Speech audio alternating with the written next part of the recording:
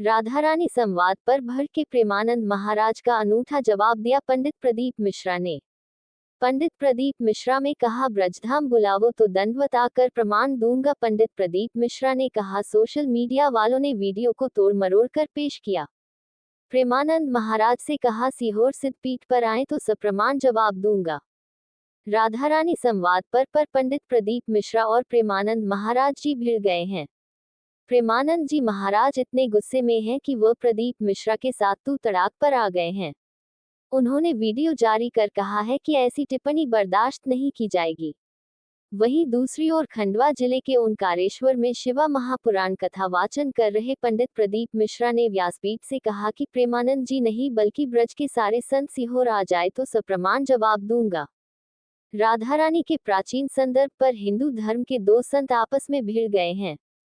पंडित प्रदीप मिश्रा की टिप्पणी के बाद प्रेमानंद महाराज जी तू तड़ाक पर आ गए हैं।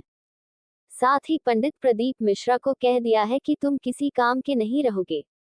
दरअसल संतों में विवाद की शुरुआत राधा रानी पर प्रदीप मिश्रा की टिप्पणी के बाद हुई है। इसके बाद प्रेमानंद महाराज जी ने वीडियो जारी कर इसका जवाब दिया है। दरअसल पंडित प्रदीप मिश्रा ने अपनी कथा के दौरान राधा रानी के मायके पर सवाल उठाया था। उन्होंने कहा था कि राधा रानी बरसाना की नहीं रहने वाली थी। प्रदीप मिश्रा ने कहा कि श्री कृष्ण की पत्नियों में राधा का नाम नहीं है। राधा जी के पति का नाम अनय घोष है। उनकी सास का नाम जटिला और नंद का नाम कुटिला था। प्रदीप मिश्रा ने कहा कि राधा जी की शादी छात्रा गांव में हुई थी। इसके बाद मंगलवार को ओंकारेश्वर में व्यासपीठ से पंडित प्रदीप मिश्रा ने लाखों लोगों के समक्ष कहा कि वेदों में प्रमाण है कि राधा माता का जन्म कहाँ हुआ और उनका विवाह किसके साथ हुआ। उन्होंने कहा, सभी संत सीहोर आए, उनको सप्रमाण जवाब दूंगा। श्री जी के विषय में बोलने के लिए बहुत होश से बोलना। जहां श्री कृष्ण महावर रचते हैं वो हमारी श्री जी हैं। अभी तुम किस राधा की बात करता है? अभी जाना कहां राधा को? राधा को जान जाएगा तो आंसुओं से वार्ता होती है, बाणी से मुंह हो जाती। कौन रस बाढ़े जहां बोली बोई भार रही। और सुनो, कह रहा है कि वृषभानुपुर वर्षा। इसका प्रमाण हम पहले दे चुके हैं, पर जिसकी दृष्टि में सीहोर वाला महाराज गलत है तो वो जिंदगी भर कितना भी प्रमाण दे ले। जैसे माता जानकी प्रमाण दे देकर आखिरी में जमीन में चली गई पर उसकी किसी ने नहीं मानी। ऐसा चाहते हैं दुनिया के लोग कि तुम प्रमाण देते रहो, देते रहो, देते रहो। क्या प्रमाण चाहिए? इस व्यासपीठ से मेरी मां ने सौगंध खाकर बिठाया था कि प्रमाण इस व्यासपीठ से वो शब्द बोलना जो हमारे शास्त्रों में है। ब्रह्म वैवर्त पुराण में से राधा का संवाद, राधा रानी का संवाद बोला। इसके बाद राधा रहस्य में से राधा जी का संवाद बोला। गौड़िया संप्रदाय की काली पीठ से निकलने वाली पुस्तक में राधा जी का संवाद लिखा है जो हमने बोला। और प्रसन्नता ब्रज 84 कोस में अनय घोष का मंदिर है, वहां जाकर दर्शन करो जावड़ गांव में, उसका प्रसंग कहा। उसके बाद कितना प्रमाण चाहिए तुमको? और बात है राधा रानी की, वो तो मेरी मां है। मैंने इस व्यासपीठ पर बैठने से पहले बाल्यावस्था में 1999 में जब पहली कथा चालू करी थी तब हमारे पास धन नहीं था।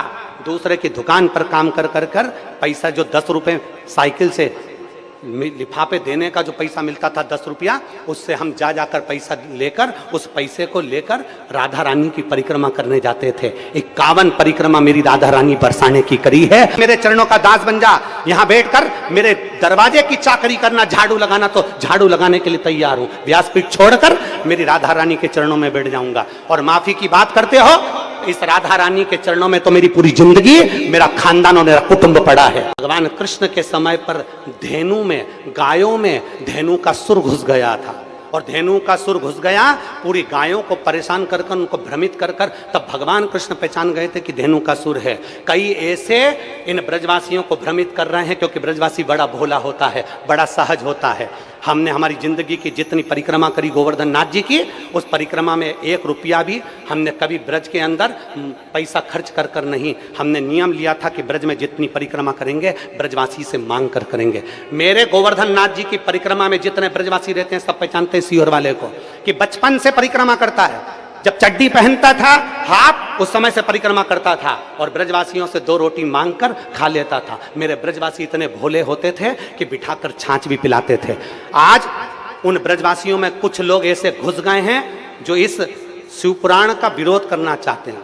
इस व्यासपीठ का विरोध करना चाहते हैं, प्रदीप मिश्रा का विरोध करना चाहते हैं, वो लोग राधा रानी की आड़ में बदनाम करना चाहते हैं। और ब्रजवासी इतना भोला है कि वो समझ नहीं पा रहा।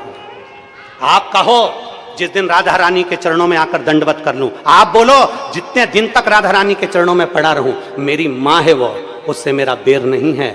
जो कुछ बोलूंगा प्रमाण से बोलूंगा, बिना प्रमाण के कुछ नहीं बोलूंगा। और जिस जिस महाराज को प्रमाण चाहिए, कुबेरेश्वर धाम खुला पड़ा है, आ जाओ और प्रमाण लेकर जाओ।